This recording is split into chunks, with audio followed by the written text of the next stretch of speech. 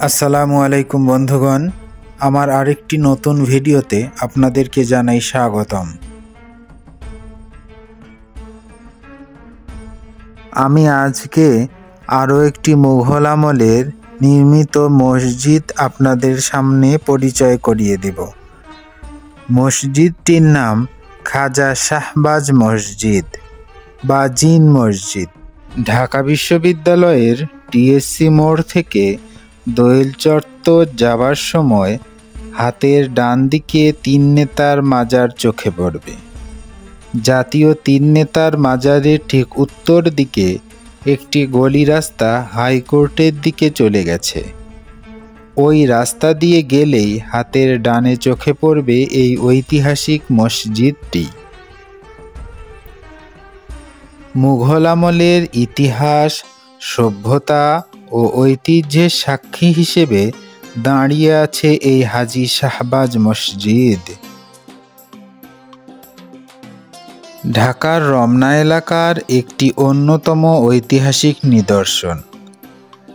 ঢাকা শহরে যতগুলো ঐতিহাসিক স্থাপনা টিকে আছে তার মধ্যে অন্যতম এই খাজা শাহবাজ মসজিদ।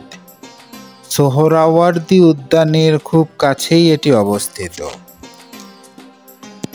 তবে জাতীয় তিন নেতার মাজারের জন্য এটি অনেকটাই লোকচক্ষুর আড়ালেই রয়ে গেছে। এই মসজিদটি নির্মাণ করেন হাজী খাজা শাহবাজ। তিনি ছিলেন একজন অভিজাত ধনী ব্যবসায়ী। তিনি কাশ্মীর থেকে তৎকালীন সুবা বাংলায় আসেন এবং টঙ্গী এলাকায় বসতি স্থাপন করেন। ১৬৭৯ খ্রিস্টাব্দে তিনি জীবিত অবস্থায় এই মসজিদটি ও তার সমাধিস্থলটি নির্মাণ করেন। তবে জনশ্রুতি আছে তিনি টঙ্গী থেকে এখানে এসে জিনেদের সাথে নামাজ আদায় করতেন। ৩ গম্বুজ বিশিষ্ট এই শাহবাজ মসজিদ। মসজিদটির দৈর্ঘ্য ৬৮ ফুট এবং প্রস্থ ২৬ ফুট। মসজিদটির মিম্বর ও দরজার চৌকাঠগুলো কালো পাথরে তৈরি। সুবাদার শাহজাদা মুহাম্মদ আজমের আমলে মসজিদটি নির্মাণ করা হয়। মসজিদটির ৪ কোণে ৪টি অষ্টাভুজাকৃতির মিনার রয়েছে। মসজিদের পূর্ব দিকে ৩টি, উত্তর এবং দক্ষিণ দিকে ২টি করে মোট ৫টি খিলান আকৃতির দরজা রয়েছে। আর্দ্র আবহাওয়ার কারণেই মসজিদের দরজার চৌকাঠগুলো কালো পাথরে তৈরি। মসজিদের পশ্চিম দিকে ৩টি মেহরাব রয়েছে।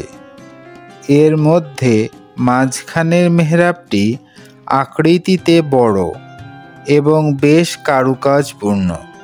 এই মসজিদটিতে অন্যান্য মুঘল স্থাপত্যের সাথে মিল পাওয়া যায়।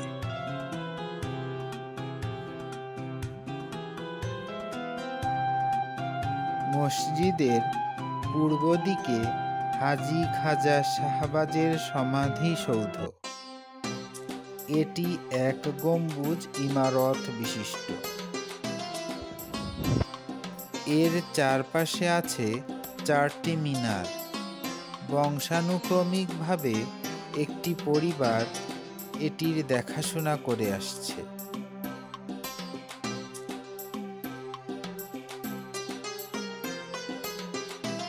মুঘল যুগের মসজিদগুলো ৩ গম্বুজ বিশিষ্ট ও আয়তাকার ভূমির নকশার উপর নির্মিত। এই মসজিদটিতেও তা খুঁজে পাওয়া যায়। তবে বিভিন্ন স্থপতিগণের মতে এই মসজিদটি কোনো সংস্কারের সময় মুঘলদের যে নকশা ছিল তা চুন-সুরকির প্রলেপে হারিয়ে গেছে।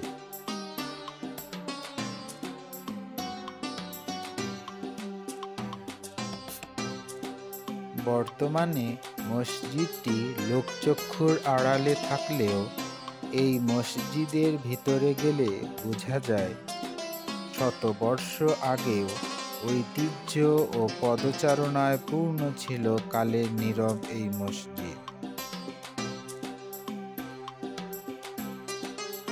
ধন্যবাদ পাশে থেকে ভালোবাসা দেওয়ার জন্য।